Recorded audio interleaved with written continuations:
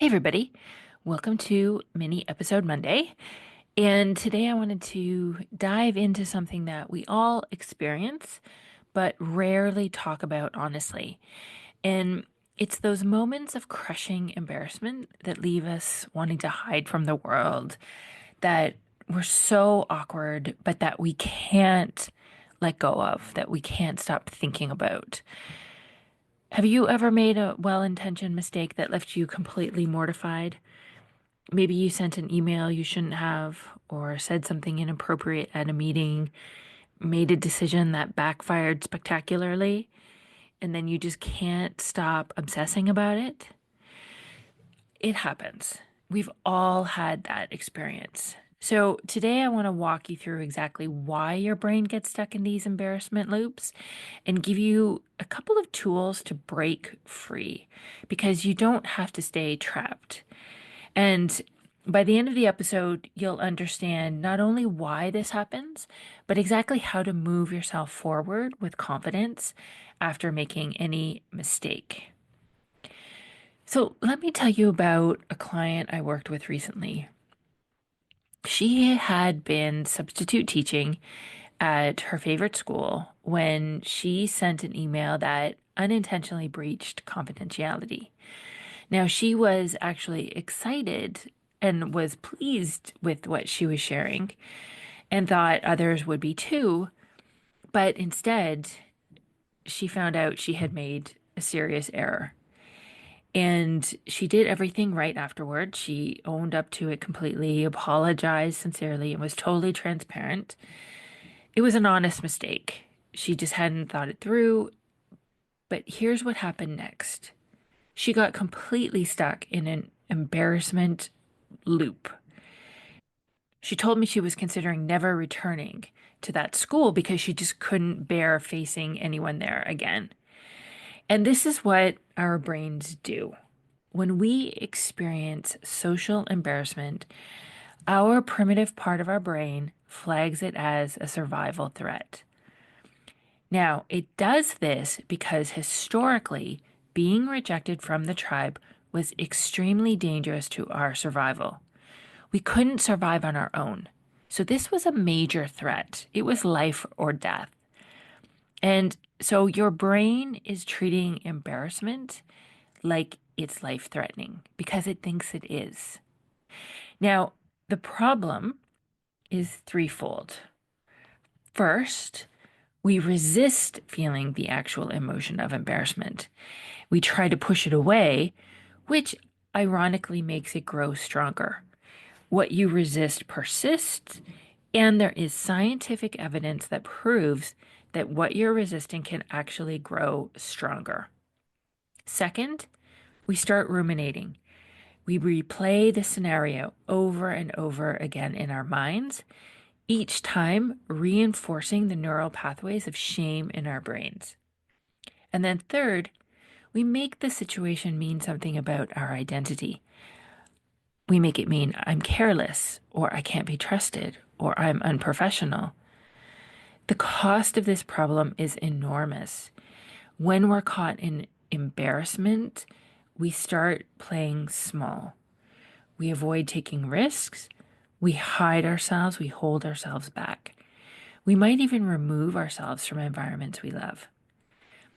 We stop showing up as our full, authentic selves because we're too busy trying to protect ourselves from future embarrassment. Look at my client. She loved working at this school and she was seriously considering never going back again.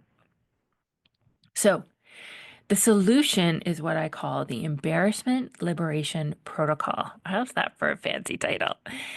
This is a three-part approach I've developed after working with hundreds of clients who were trapped in shame and embarrassment cycles.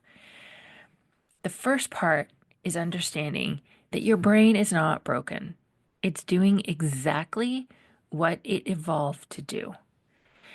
Your primitive brain is trying to protect you by flagging social errors and preventing future ones. The problem isn't your brain. It's just we need to learn how to manage it. Having awareness, understanding what's going on, and then learning how to manage it is key. The second part is learning to process embarrassment completely instead of resisting it. Embarrassment is an emotion. Emotion is just a vibration and energy in our bodies. When you allow yourself to feel it all the way through, it moves through us and dissipates naturally. This is by far the most straightforward way to allow and process our emotions. And then the third part is reframing how you think about what happened, using specific language patterns and thought models that I teach my clients. When you implement these three elements together, something remarkable happens. You not only move past the current embarrassment, but you develop resilience that makes you less susceptible to these spirals in the future. And if it does happen, you will have the tools to help you through it. So let me walk you through exactly how this works in practice. Step one is to recognize when you're in an embarrassment spiral.